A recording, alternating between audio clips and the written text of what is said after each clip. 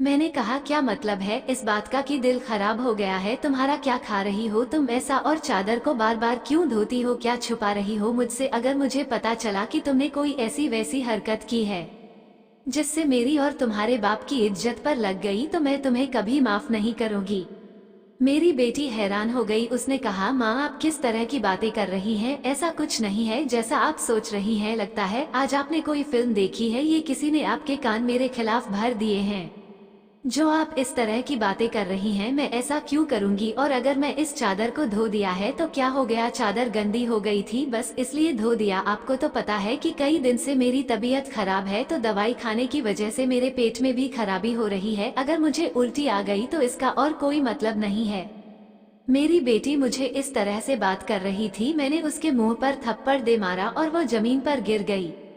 तभी अचानक अभिषेक भी आ गया। उसने कहा कि माँ आप ये क्या कर रही हैं, अपने इस पर हाथ क्यों उठाया? तो मैंने उससे कहा हाँ मैंने इसको मारा है, इस पर हाथ उठाया है, ऐसा तो मुझे बहुत पहले ही करना चाहिए था, लेकिन अभी मैं पूरी तरह से बात की तह तक नहीं पहुंची हूँ। जिस दिन मुझे पता चल गया तुम दोनों के बारे में, ये दिन देखना। अब मुझे खुद पता नहीं था कि मुझे क्या हो गया था, मेरे दिल में जो बात आ रही थी मैं वही बोलता जा रही थी, जो कि मुझे इस तरह नहीं करना चाहिए था। रात को अचानक मेरी आंख खुली और मैंने देखा कि मेरे बच्चों के कमरे की लाइट जल रही थी।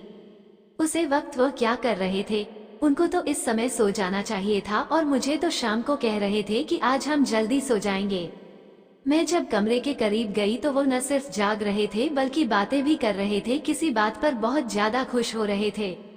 मेरा बेटा कह रहा था कि तुम बहुत खुशकिस्मत हो, तो बेटी कहने लगी कि हाँ खुशकिस्मत तो मैं हूँ, लेकिन अभी चल फिर मेरी तबीयत खराब होगी तो माँ मुझे देखकर बहुत परेशान हो जाएगी, कब तक ऐसा झूठ बोलेंगे? बेटा बोला बस कुछ दिन और कर लेते हैं फिर सब कुछ ठीक हो जाएगा। मैं उनकी बातें सुनकर हैरान रह गई। आज मुझे रहा नहीं गया, मैं कमरे के दरवाजे को खोलने की कोशिश की तो मैं हैरान रह गई। उन्होंने दरवाजे को अंदर से बंद क्यों किया था? क्या वजह थी दरवाजा अंदर से बंद करने की? वैसे भी अब मौसम बदल रहा था, उनका दरवाजा खोलकर सोना चाहिए था। मैंने दरवाजे पर बार बार दस्तक देना शुरू कर दिया, लेकिन इस तरह से दस्तक देने के बावजूद भी उन लोगों ने दरवाजा खोलने में आधा घंटा लगा दिया। और उसके बाद जब मैं कमरे में देखा तो उनके अलावा कमरे में कोई भी नहीं था, और वो दोनों ऐसी शक्ल बनाकर बैठे थे जैसे नींद से जागे हैं। मैंने कहा इतनी देर में दरवाजा क्यों खोला है? तो कहने लगे हम सो रहे थे। मैंने कहा कि झूठ नहीं बोला करो, तुम लोग जाग रहे थे और बातें कर रहे थे। उन्होंने कहा कि हम क्यों इस समय जागेंगे और क्यों बातें करेंगे, हमारा कौन सा कल पेपर है जो हम तैयारी करेंगे और जाएंगे?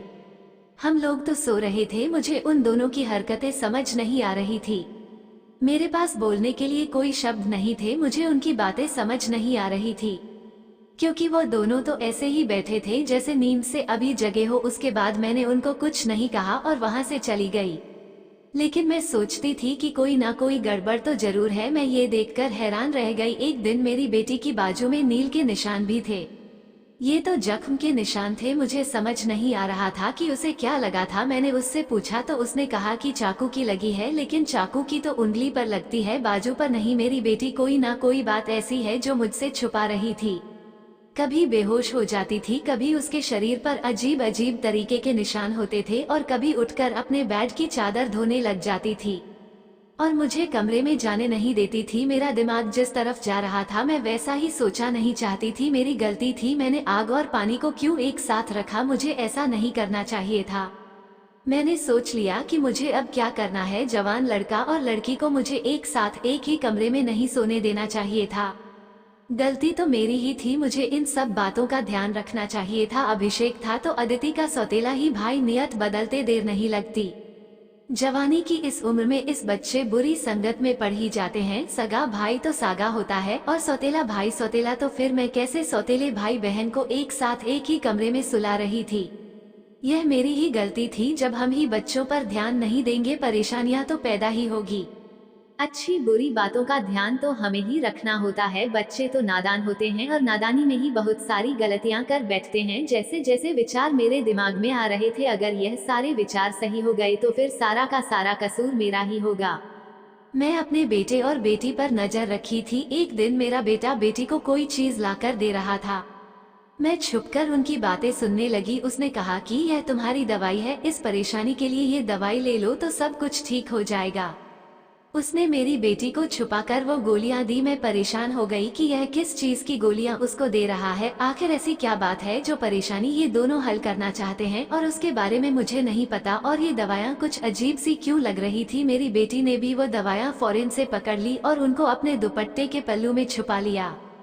बेटे ने कहा कि रात को सोने से पहले खा लेना तो फिर अगले दिन तुम बेहोश बिल्कुल भी नहीं होगी। और 2-3 दिन तक तो मेरी बेटी बेहोश नहीं हुई थी, लेकिन उसके बाद शायद उसकी वह गोलियां खत्म हो गई और एक दिन बाद फिर से मेरी बेटी बेहोश हो गई थी। मेरा बेटा भी घर पर नहीं था, इसलिए मैंने आज फायदा उठाने के बारे में सोचा। मैंने वो चादर बहुत ही होशियारी से बेटी के नीचे से निकाली और उसको तरीके से तय करके अपने कमरे में ले आई। मुझे खोलकर देखना था कि इस पर ऐसा क्या लगा होता था जिसकी वजह से मेरी बेटी सुबह उठते ही उसे धोना शुरू कर देती थी और यहाँ तक कि अपनी बीमारी का भी ख्याल नहीं करती। जब मैं चादर को खोलकर देखा तो पहले तो मुझे कुछ नजर नहीं आया, लेकिन जब मैं ध्यान से देखा तो ये देखकर मैं हैरान रह गई कि उसे चादर पर सफेद सफेद बाल थे और पूरी चादर बालों से भरी हुई थी। मुझे समझ नहीं आया कि यह किस चीज के बाल हैं, क्योंकि यह बाल बिल्कुल सफेद और छोटे छोटे बाल थे। मैं हैरान हो गई, लेकिन मुझे ये बात समझ नहीं आई। मैं सोचती रही कि यह सब कुछ क्या हो रहा है। मैं बेटे और बेटी की हरकतों पर नजर रख रही थी, इसलिए सारा कुछ अपने दिमाग में सोच रही थी, लेकिन मैं किसी नतीजे पर नहीं पहुंची थी। तब तक मेरी बेटी को ये पता चल ही गया कि चादर मैंने देख ली है, तो वह मेरे पास आकर बैठ गई और कुछ अजीब सी घबराई हुई नजर आने लगी। उसके बाद मैंने उससे पूछ लिया कि क्या बात है, क्यों परेशान लग रही हो। तो उसने कहा कि माँ वो चादर कहाँ है। तो मैंने उससे कहा कि वो तो मैं धोकर डाल दी है। ये कहकर वो मेरे पास से जाने लगी, तो मैंने उसका हाथ पकड़कर उसे रोक लिया और मैंने कहा कि मैं सब कुछ देख चुकी हूँ। उसे चादर पर जो भी लगा हुआ था मुझे बता दो, ये सब कुछ किया है तो मुझे इतने दिनों से क्या छुपा रही हो। मैं बहुत परेशान हो गई हूँ, मेरे दिमाग में बहुत बुरे बुरे विचार आ रहे हैं।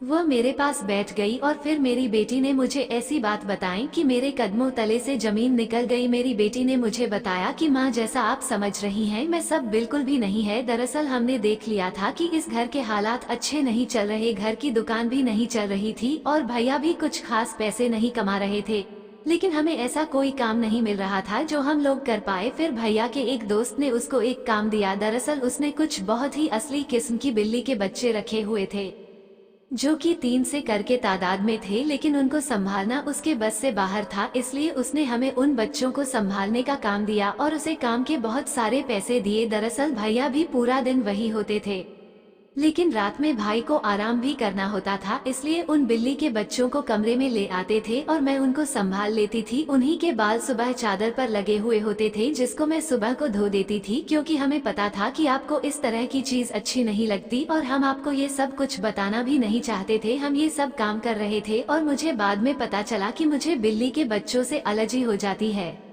जिसकी वजह से मैं सुबह को बेहोश हो जाती थी। भैया ने मुझे जो दवाइयाँ ला कर दी थी वह भी इसी चीज की थी, ताकि मेरी एलर्जी कम हो जाए। मन भैया का वो दोस्त बहुत अमीर है और वो इस काम के हमें बहुत ज्यादा पैसे भी दे रहा था। वो हमें एक दिन के 1000 रुपए दे रहा था और आज उन बच्चों का हमारे घर में आखिरी दिन था, क्योंकि अब वो उन्हें लेकर दूसरे शहर चला गया है और हमने इतने पैसे कमा लिए हैं कि हम उसे कमरे की छत भी डलवा सकते हैं और घर का कुछ राशन भी ला सकते हैं। हमें पता है कि आपको पालतू जानवर पसंद नहीं है, इसलिए हमने आपको ये बात नहीं बताई थी, लेकिन आपने तो न जाने हमारे बारे में क्या क्या सोच लिया, हम पर इतना शक किया। आपने हमारे बारे में जो बातें की वो हमारे दिल में तीर की तरह जाकर लगती थी।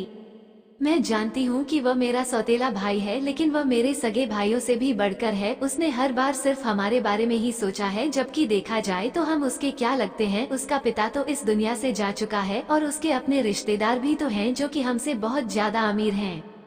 वो उनके साथ जाकर भी तो रह सकता है, लेकिन वो फिर भी हमारे साथ रहता है क्योंकि वो हमें कभी अकेला नहीं छोड़ना चाहता। उसने हमेशा मुझे अपनी सगी बहन ही माना है, उसने कभी मुझसे कोई गलत बात नहीं की और वो हमारा साथ भी देता है, हमारे लिए बहुत कुछ करता है।